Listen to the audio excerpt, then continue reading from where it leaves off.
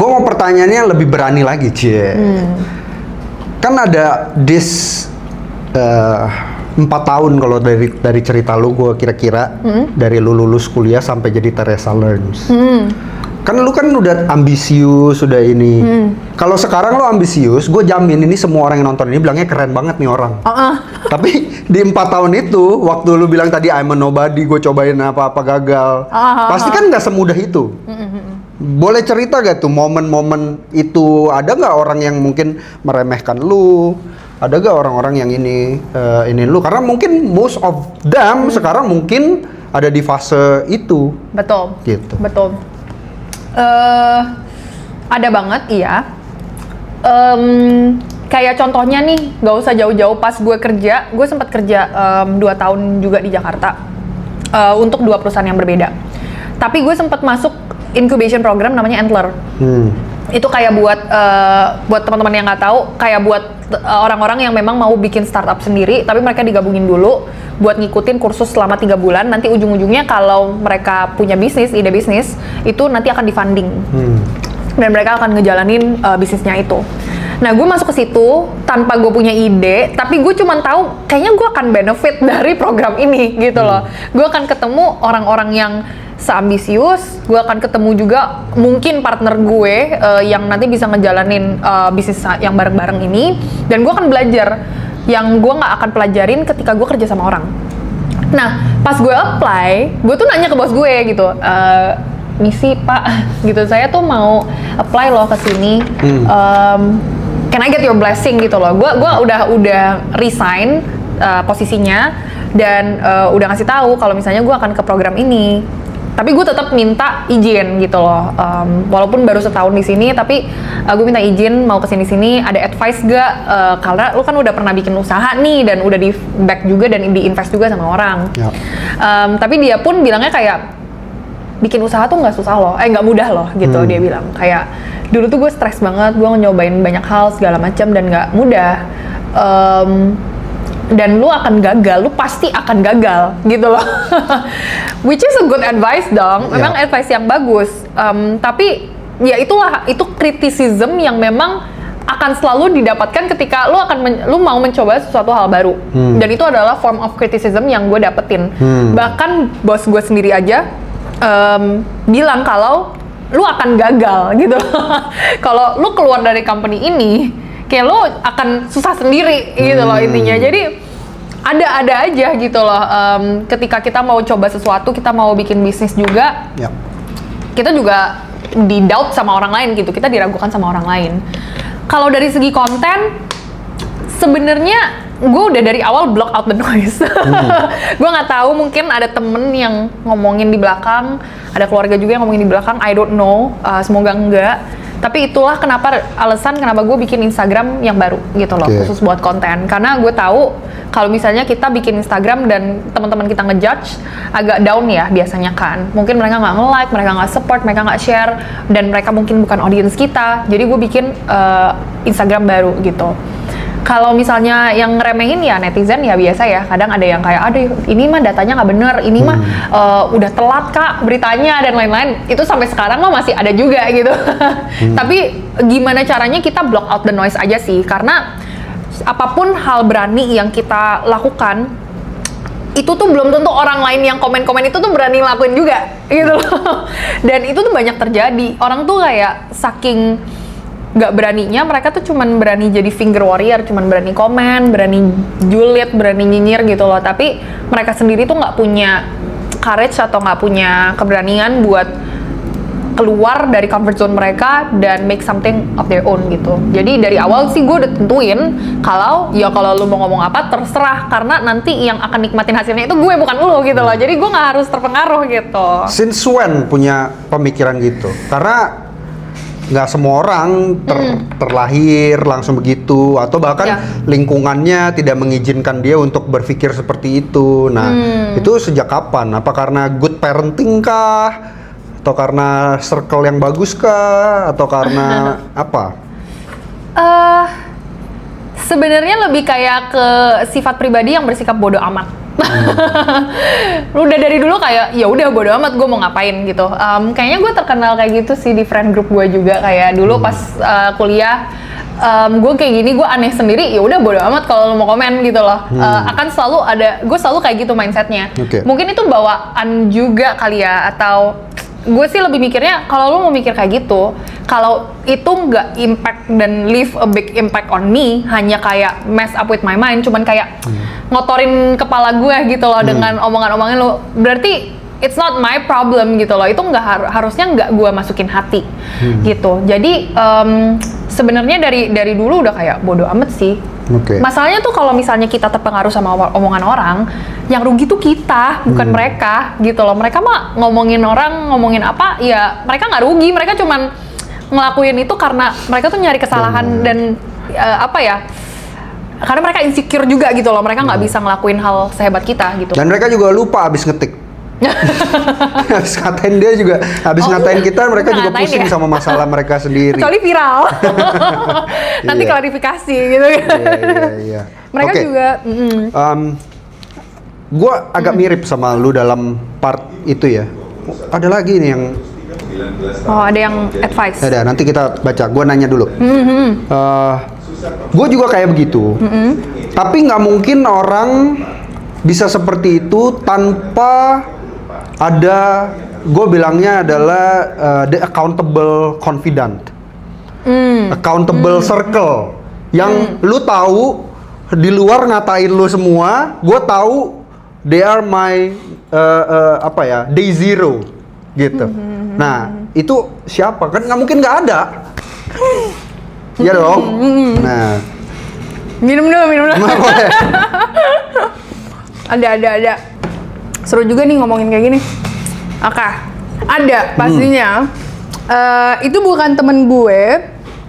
Kalau orang tua itu dari dulu cuman ngasih advice aja. Apapun bisnis yang lo jalanin, itu yang penting lo lakuin dengan serius gitu loh. Lo coba dulu.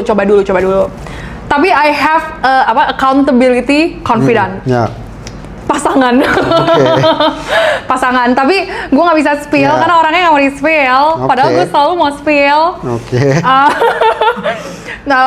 Dan makanya kenapa gue nggak pernah spill, karena dia juga nggak mau di spill. Tapi dia yang memang dari day one, yang di saat gue ngepost cuman ya mungkin kayak baru 3 bulan posting, baru 4 bulan posting, dia yang bilang kayak post aja terus, nggak usah pikirin kayak followers lu nggak naik selama berbulan-bulan, nggak usah, post aja terus karena ini akan berguna dan ini akan bagus buat lo ke depannya gitu loh. Dia yang juga awalnya nge-push kalau distribution is gonna be king gitu loh, content is gonna be everything, dan kalau misalnya lu nggak mulai sekarang lu akan rugi gitu. Makanya gue kayak oke, let me just do it.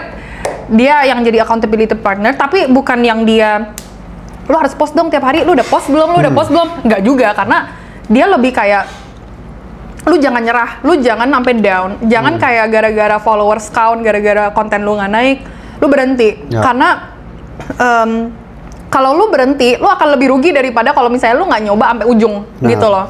Dan itu adalah mindset yang gue jadi tertanam saat ini, even dari bisnis juga gitu. Gue mending coba, gue mending gagal, tapi gue nggak nyesel daripada nanti kalau gue nggak nyoba, gue akan nyesel gitu loh. Jadi yes, itu adalah accountability partner gue. Jadi gue udah di brief sama produser gue. Katanya Teresa tidak boleh bahas itu. Cuman pertanyaan gue tadi tidak mengarah ke situ. Kebetulan jawabannya itu. Harusnya gitu ya. apa dong jawabannya? Nggak tahu gue. Gue nggak tahu. Tiba-tiba jawabannya itu. Ya mohon maaf gitu ya. Tapi menurut gue, whoever it is yang misterius ini, menurut gue kayaknya a very secure man. Gue mau ngomongin tentang relationship dikit deh. Tadinya nggak boleh. Kita jabanin. Relationship nggak boleh diomongin, makanya jangan spill gitu. Oke. Walaupun ada di satu podcast udah di spill namanya. Oke, nanti dicari aja. Menurut gue salah satu biggest driver apakah orang itu akan sukses atau enggak itu dari relationshipnya mereka. Setuju gak? Setuju. Yep, langsung dapat ya. Nah, kenapa? Karena pasangan lu adalah orang yang paling dekat sama lo gitu. dia yang tiap hari lu kayak curhat, nggak mungkin lu curhat tiap hari ke temen atau ke bestie aja, nggak mungkin gitu loh, nggak ada kerjaan. Nggak mungkin juga lu tiap hari curhat ke orang tua karena nyusahin mereka gitu loh, capek juga mereka dengernya. Dan pasangan itu adalah orang yang paling dekat sama kita karena kita yang pasti cerita juga ke dia, kita cerita juga senengnya kita, downnya kita tuh apa, masalah yang kita hadapin tuh apa. Kalau dia gak satu visi dan gak satu mindset dan gak satu frekuensi sama kita, itu tuh udah susah banget, susah banget. Karena gue pernah ada di relationship yang kita tuh udah gak satu mindset. Kita nge-treat, cara kita mandang uangnya aja beda gitu loh. Karena mungkin ini out of topic juga, tapi kalau misalnya faktor uang itu penting banget ya di dalam sebuah relationship gitu. Penting banget, tapi waktu itu cara kita mandang uang aja beda, cara kita mandang ambisi aja tuh udah beda. Nah, kalau misalnya nemu pasangan itu harus yang sefrekuensi. Kenapa? Kalau enggak, dia bakal drag kita terus ke bawah gitu. Dia tuh jadi kayak jangkar. Misalnya nih, gue mau nyobain bisnis baru gitu. Terus dia kayak, ngapain lu nyobain bisnis baru? Lu udah ada kayak gini, lu udah ada usaha orang tua, lu udah kayak gini. Ngapain lu nyapain diri lu sendiri? Nah, kalau kita orangnya ambis, menurut lu kita sefrekuensi gak kayak gitu? Enggak kan gitu. Dimana kalau misalnya gue nemu orang yang mungkin sefrekuensi ya sama gue ya, misalnya gue bilang kayak gue harus nyobain ini deh gitu, kayaknya gue harus nyobain A deh, nyobain B deh, dia pasti kayak akan bilang ya udah cobain aja, tapi lu harus gini, ada resikonya gini, tapi you should try it, you should do it, bla bla bla bla gitu loh. Itu tuh yang sefrekuensi gitu. Jangan sampai kita salah pilih pasangan dan itu tuh jadi beban buat kita. Setuju. Karena banyak mungkin kayak orang nyari pasangan yang di sini teman-teman mungkin masih agak lebih muda dari gue. Gue udah ketahuan ya kayak udah serius gitu loh. Banyak yang kayak oh ya udah gue cocok sama dia. Cocok dalam hal apa gitu loh. Kita tuh cocok harus kayak satu visi. Kalau misalnya kita cocok doang tapi oh ya udah dia kayak baik ke gue, dia suka kasih gue barang gitu, kayak gue juga bisa beli barang sendiri gitu kan. Tapi apakah dia bisa kasih kita security? Apakah dia bisa kayak jadi teman sparring kita? Apakah dia kayak kita tuh menuju goal yang sama gitu? Itu penting banget sih. Jadi itu yang gue pelajarin juga along the way setelah menempuh banyaknya drama-drama kehidupan ya gitu. Oke, jarang-jarang nih kan kontennya relationship. Tapi setuju gak kok Gior? Sangat setuju ya. Jadi menurut gue selalu bilang ya, kalau kalian bilang thank you bisa denger Gior, nonton Gior, live stream, mau denger one on one, berterima kasihlah sama istri gue. Karena kalau dia nggak memberi izin, tidak memberikan blessing, tidak memberikan ini harusnya jam gue sama istri gue harus ya kan? Betul. Gitu loh. Kalau dia tidak memberikannya ya kan nggak mungkin kalian bisa menikmati gitu ya. Jadi support itu penting banget gitu. Yang kedua, menurut gue punya pasangan yang secure. Mungkin tadi yang contoh yang sebelumnya itu menurut gue karena dia insecure aja. What if cewek ini lebih dari gue, lebih ini dari gua. Jadi dia dengan alasannya nanti lu terlalu sibuk gitu ya. Padahal sebenarnya most likely meskipun gua nggak tahu tapi biasanya adalah karena insecure gitu loh. Nah, itu yang menurut gua harus iniin lah, karena gua bilang gimana ya? Kalau lu sama orang insecure ya nggak bakal kemana-mana gitu. Betul, dia akan larang-larang lu. Bener. Dia nggak bolehin lu grow karena dia merasa dia paling bener. Betul. Dan gue pernah dengar juga ada satu cewek ini di TikTok bilang, kalau misalnya lu ambisius, lu harus punya cowok, ya, dan ini konteksnya kayak cewek cowok ya. Lu harus punya cowok yang 2 kali lebih ambisius supaya dia sendiri tuh bisa secure dan lu bisa bebas mau ngapain aja. Tapi realitanya banyak juga yang datang ke gue kalau banyak loh masih kayak di society kita gitu ya, cewek-cewek tuh masih di-expect dan diharapkan untuk di rumah aja, untuk masak aja dan lain-lain, which is sebenarnya menurut gue nggak wrong gitu loh. Kayak of course kita harus punya sosok ibu di rumah gitu yang present gitu ya, dan itu jadi ibu adalah, walaupun gue belum jadi ibu gitu ya, tapi adalah pekerjaan mulia yang nggak dibayar, tapi lu juga membesarkan anak-anak yang susah gitu loh. It's a full time job. Tapi yang orang-orang nggak tahu adalah, atau orang-orang salah sangka kalau misalnya jadi ibu rumah tangga itu kan tadi yang kurang bagus atau gimana, sebenarnya mereka juga mulia. Benar. Cuman kita juga sebagai ibu rumah tangga itu juga harus ada creative ways supaya kita pun sebagai personal sebagai individu itu harus tetap bertumbuh gitu otaknya, pemikirannya. Jadi kita pun nggak tumpul dan kita bisa jadi lawan sparringnya pasangan kita gitu sih. Yes, jadi ya itu gue ya gue selalu bilang, makanya istri gue tuh memberikan gue banyak ruang, ya memberikan gue ini. Tapi gini ya, kalian juga jangan jadi pasangan yang cuma nuntut punya pasangan yang seperti itu. Contoh, istri gue akan selalu tahu Gior ada di mana. Gior meeting sama siapa, kalender gue dia bisa buka. Gior tidak pernah pergi kemana-mana sendirian, contohnya. That's how I protect myself. Kalau lu buka IG gue, pin pertamanya adalah foto keluarga gue. Gitu ya, karena ya di posisi gua, it's very fragile gitu loh. Jadi gua harus menjaga kepercayaan istri gua harus benar-benar jaga bahkan sebelum dia expect gua untuk kayak gitu. Kalau dia udah expect, berarti udah ada nih pasangan gua kayaknya begini-begini nih. Nah, kalau gua udah, meskipun dia nggak expect, gua udah lakukan itu dari dulu. Jadi contoh, gua selalu one on one sama orang. One on one itu kan sangat ini ya, intimate. Ya, iya dong, kan one on one. Tapi gue one on one kalau di ruangan gue ada CCTV-nya, gitu loh. Atau biasanya gue ajak intern gue untuk lu belajar sama gue, gitu loh. Jadi hal-hal seperti itu harus lu lakukan juga sebagai cowok. Jangan cuma ngarepin punya istri yang bisa ngerti lu, bisa kasih lu ruang, bisa kasih lu ini. Terus lu juga nggak punya komunikasi yang baik. Misalnya lu juga nggak cerita, lu ketemu siapa, lu nggak apa, ya jadinya bahaya gitu ya. Jadi equally menurut gua si suaminya juga atau si pasangan cowoknya juga harus juga bisa menjaga. Tapi menurut lo kok secretnya tuh apa sih? Kayak misalnya bisa di breakdown jadi 3 top deh, kayak secret lasting happy marriage tuh apa sih? Oke, ada 3. Yang nomor 1 namanya adalah commitment. Karena love itu secara scientific itu akan pudar dalam 4 tahun.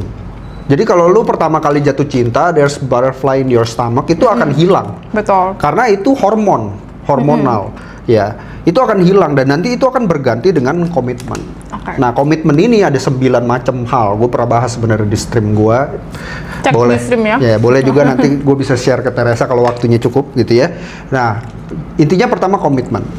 Yang kedua itu love. Dia harus punya love. Nah, love ini seringkali kita itu manusia mencintai berdasarkan bagaimana kita mau dicintai. Instead of the other way around, kita mencintai dia berdasarkan bagaimana dia mau dicintai. Gitu. Contohnya, paling gampang lah, kita ada namanya love languages. Gue word of affirmation. Jadi caranya gue sayang sama Willy, contohnya adalah gue, wah Will lu keren Will, gitu kan. Nah, tapi bisa jadi Willy punya currency bukan itu. Gifting dia? Iya, currency gue, lu kapan traktir gue sih kok?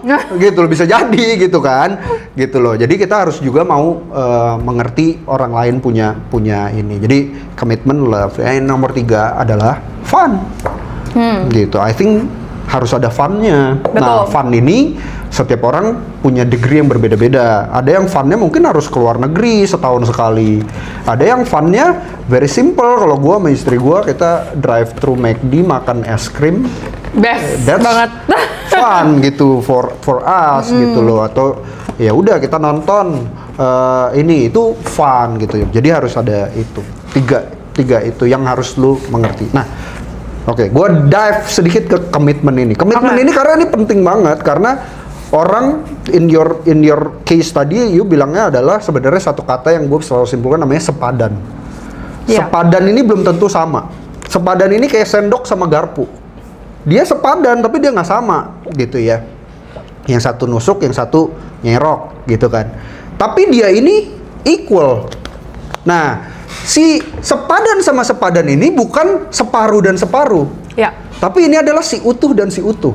Si utuh akan mencari si utuh, lalu si utuh ini akan memutuskan untuk let's have a life together. Yeah. Si utuh ini padahal nggak butuh yang ini, sama the other way, si ini nggak butuh si ini, tapi kita memutuskan untuk kita build a life together. Dan for me that's itu yang sangat penting karena kalau enggak kayak kalau kata-katanya I cannot live without you. Artinya lu kepaksa.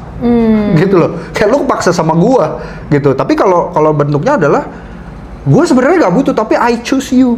Ya. Itu kan jauh lebih ini ya gitu loh. Nah, jadi komitmen di situ. Nah, komitmen ini ada contoh, ada masalah physical. Habis itu emotional, mental, relationship. Gimana lu sepadan nggak cara lu berteman, cara lu treat your mom, your parents gitu loh. Habis itu ada sexually gitu ya. Ada yang nggak sepadan ya kan. Habis itu ada financially gimana caranya ngelihat uang.